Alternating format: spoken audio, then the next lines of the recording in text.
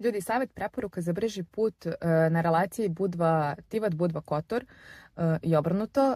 Mi smo juče od Budve do Tivte išli 2 sata ovim normalnim putem, negde oko 10 ujutro, da kažem, gde smo krenuli.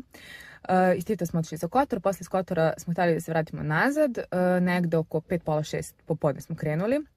Mislim da je bila još veća gužva i mislim da bi nam trebalo 3 sata, zato što bukvalno smo prošli Stari grad i već je bio zastoj. Mislim, 3 sata se vozite 20 km, mislim da stvarno nije normalno. Plus što smo mi sa bebom od 7 mjeseci, tako da nije nam se stojalo, prežilo i sunce i sve. Mislim, radovi su na putu, gužve su, baš je haos, tako da sam pronašla drugi put, za koji znamo ja i još jedan kamiončak kog smo sreli. Bukvalno niko živ ne prolazi tuda. Kucite na mapama mesto Kubasi i gledajte da idete preko njega do Budve.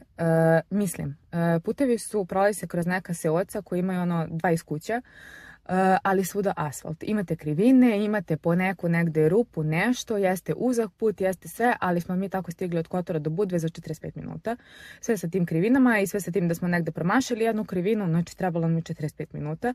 Što u normalnoj situaciji kada nije gužva, naravno nećete ići tuda, ali kada je ovakav zastoj, mislim da stvarno je ekstra.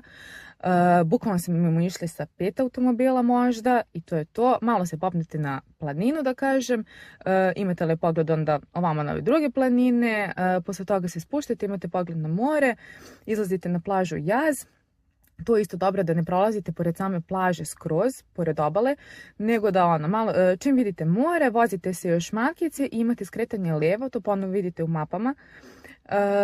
Idete ponovo kroz neko naselje, popnete se malo gore, minut, dva, izlazite na lep širok put i to je to za par minuta.